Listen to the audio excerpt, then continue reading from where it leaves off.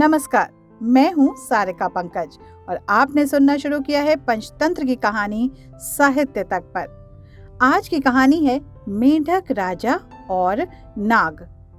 एक कुएं में बहुत सारे मेढक रहते थे। उनके राजा का नाम था गंगदत्त। गंगदत्त जो था वो बहुत झगड़ालू स्वभाव का था। आसपास 2-3 और भी कुएं थे, उनमें भी मेढक रहते थे। हर कुएं के मेढकों का अपना अलग राजा था। हर राजा से किसी न किसी बात पर गंगदत्त का झगड़ा चलता ही रहता था। वो अपनी मूर्खता से कोई गलत काम करने लगता और बुद्धिमान मेढक जब उसको रोकने की कोशिश करते तो ज्यों ही उसे मौका मिलता वो अपने पाले हुए गुंडे मेढकों से उन्हें पिटवा देता। कुएं के मेढकों के भीतर गंगदत्त के प्रति रोष जो था वो बढ़ता ही जा रहा था। घर में भी गंगदत्त के झगड़ों से चैन न था। अपनी हर मुसीबत के लिए वो दूसरों को दोष देता था।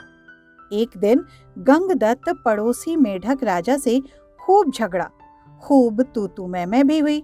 गंगदत्त ने अपने कुएं में आकर बताया कि पड़ोसी राजा ने उसका अपमान किया है। अपमान का बदला लेने के लिए उसने अपने मेढकों को आदेश दिया कि पड़ोसी कुएं पर हमला कर दे। लेकिन सब जानते थे कि झगड़ा तो गंगदत्त ने ही शुरू किया होगा। कुछ सयाने मेढकों तथा बुद्धिमानों ने एकजुट होकर एक स्वर में कहा, राजन, पड़ोसी कुएं में हमसे दोगुने मेढक हैं। वे स्वस्थ व हमसे अधिक ताकतवर हैं। हम ये लड़ाई नहीं करेंगे। गंगदत्त सन्न रह गया और बुरी तरह से तिलमिला गया।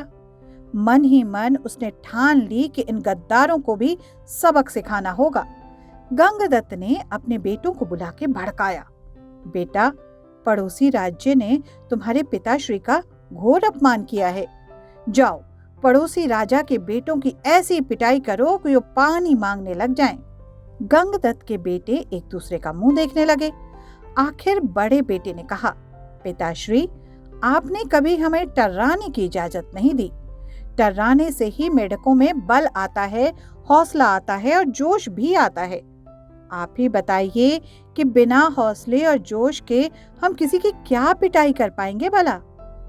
अब गंगदत्त सबसे चिढ़ गया। एक दिन वो कुड़ता और बड़बड़ाता कुएं से बाहर निकलकर इधर उधर घूमने लगा।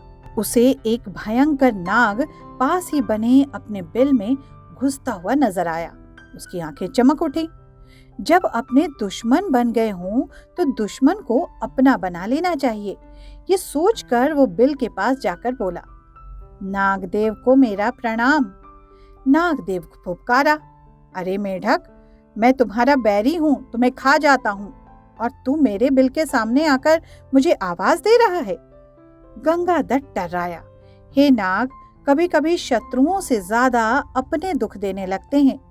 मेरा अपनी जाति वालों और सगों ने इतना घोर अपमान किया है कि उन्हें सबक सिखाने के लिए मुझे तुम जैसे शत्रु के पास सहायता मांगने आना पड़ा है।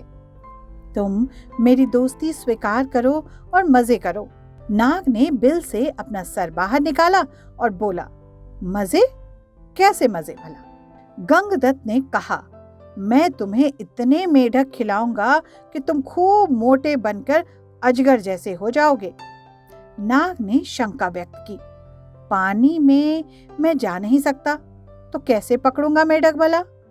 गंगदत्त ने ताली बजाई, नाग भाई, यही तो मेरी दोस्ती तुम्हारे काम आएगी। मैंने पड़ोसी राजाओं के कुएं पर नजर रखने के लिए अपने जासूस मेढकों से गुप्त सुरंगें खुदवा रखी हैं। हर कुएं तक उनका रास्ता जाता है। सुरंगें जहां मिलती हैं वहां एक कक्ष है। तुम वहां रहना और जिस जिस मेढक को खाने के लिए कहूं उन्हें खाते जाना। नाग गंगदत्त से दोस्ती के लिए तैयार हो गया, क्योंकि उसमें उसका तो लाभ ही लाभ था। एक मूर्ख बदले की भावना में अंधा होकर अपनों को दुश्मन के पेट के हवाले करने को तैयार तो हो। दुश्मन क्यों न इसका लाभ उठाए भला। नाग गंगदत्त के साथ सुरंग कक्ष में जाकर बैठ गया। गंगदत्त ने पहले सारे पड़ोसी मेढक राजाओं और उनकी प्रजाओं को खाने के लिए कहा। नाग कुछ सप्ताहों में सारे दूसरे कुएं के मेढकों को सुरंग के रास्ते जा जाकर खा गया। जब सब समाप्त हो गए तो नाग गंगदत्त से बोला, अब किसे खाऊं, जल्दी बता। 24 घंटे पेट फुल रखने की आदत पड़ गई है अब मुझे। गंगदत्त ने कहा, अब मेरे कुएं के सभी सयाने और बुद्धिमान मेढकों को खा जाओ। वो खाए जा चुके तो प्रजा की बारी आई। गंगदत्त ने सोचा, प्रजा की ऐसी की तैसी हर समय कुछ न कुछ शिकायत करती रहती है। उनको खाने के बाद नाग ने खाना फिर मांगा तो गंगदत्त बोला, नाग मित्र, अब केवल मेरा कुनबा और मेरे मित्र बचे हैं। खेल खत्म और मेढक हजम। नाग ने फन फैलाया और फुफकारने लगा, मेढक, मैं अब कहीं नहीं जाने वाला। तू अब खाने का इंतजाम कर, वरना। गंगदत्त की तो बोलती बंद हो गई। उसने नाग को अपने मित्र खिलाए, फिर उसके बेटे नाग के पेट में गए। गंगदत्त ने सोचा कि मैं और मेढकी जिंदा रहे तो बेटे और पैदा कर लेंगे। बेटे खाने के बाद नाग फिर फुफकारा, और खाना कहाँ है? गंगदत्त ने डर कर मेढकी की ओर इशारा किया। गंगदत्त ने स्वयं के मन को समझाया, चलो बूढ़ी मेढकी से छुटकारा मिला, नई जवान मेढकी से विवाह कर नया संसार बसाऊंगा। मेढकी को खाने के बाद नाग ने एक बार फिर मुंह फाड़ा, खाना। गंगादत्त ने हाथ जोड़े, अब तो केवल मैं बचा हूँ, तुम्हारा दोस्त गंगदत्त, अब लौट जाओ। नाग बोला, तू कौन सा मेरा मामा लगता है, और उसे हड़प गया।